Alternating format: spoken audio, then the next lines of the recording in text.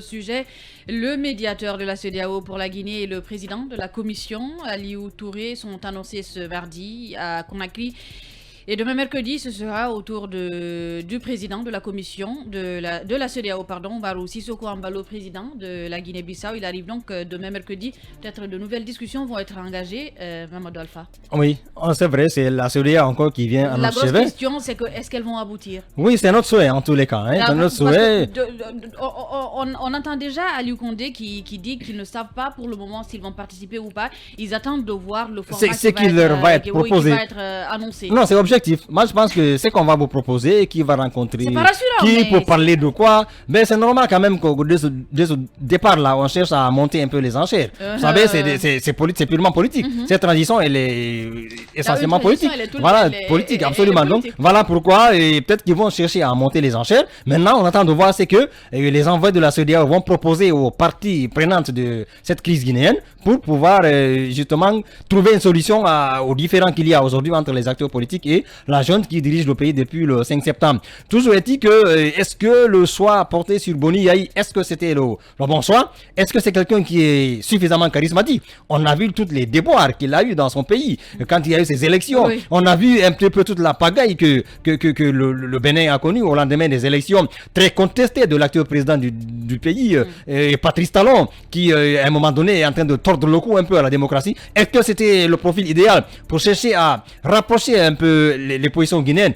Je me pose énormément de questions, c'est une suite d'interrogations. Maintenant, on attend de voir ce que les acteurs politiques vont se dire et on espère que cette phase sera la bonne et que les Guinéens parviendront en tout cas à bien négocier ce virage-là et à sortir de cette transition, que chacun lâche de l'Est, que chacun et la CEDEAO et la Guinée, que chacun lâche de l'Est comme je l'ai dit, pour justement trouver la médiane et que l'on puisse sortir de l'ornière. Alors Alpha, au-delà de la personne de Yayi Boni, je parlerai de Embalo Sissoko qui est un militaire. Oui. On est dans un pouvoir militaire et on sait les relations qu'il avait avec le président Alpha Condé. Oui, des relations pas du tout amicales. On se souvient encore de ces pics qu'il y a eu à un moment donné entre le grand-père et le petit-fils. Mais voilà, ça c'est de l'histoire ancienne. Le plus intéressant, c'est que Embalo et le colonel Mamadi Doumbouya aujourd'hui, quand même, souvenez-vous qu'il a effectué même une visite ici, c'est l'un chef d'État. Oui, est devenu ici à Conakry.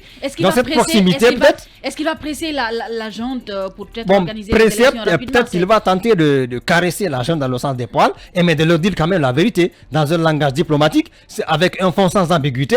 Il peut aider quand même à rapprocher les positions et toucher là où ça fait mal au niveau de la junte, parce qu'il est militaire comme vous l'avez dit, tout comme parler aussi avec les acteurs politiques qui sont là, qui quand même sont à l'attente, qui sont à l'écoute, qui ont envie quand même que cette situation évolue pour justement que les uns et les autres puissent se retrouver, parler objectivement, se parler sincèrement et qu'on puisse toucher au véritable problème de cette transition et qu'on ne se mette pas à tergiverser après du temps. Moi, je pense que c'est la solution idoine. Alors, Mustapha, avant d'aller à la pause, est-ce que vous pensez que ces discussions vont porter? Bah, je reste encore, disons, sceptique. Optimiste peu optimiste. Je dirais peu optimiste parce que... D'abord, Alpha était en train de revenir sur les capacités de Boni de rapprocher, de l'ancien président Boni Yayi de rapprocher les positions entre les uns et les autres. Et nous avons vu que la classe politique guinéenne a été catégorique, justement, en ce qui concerne la désignation d'un médiateur de la CEDEAO et surtout la durée, la question liée à la durée de la transition.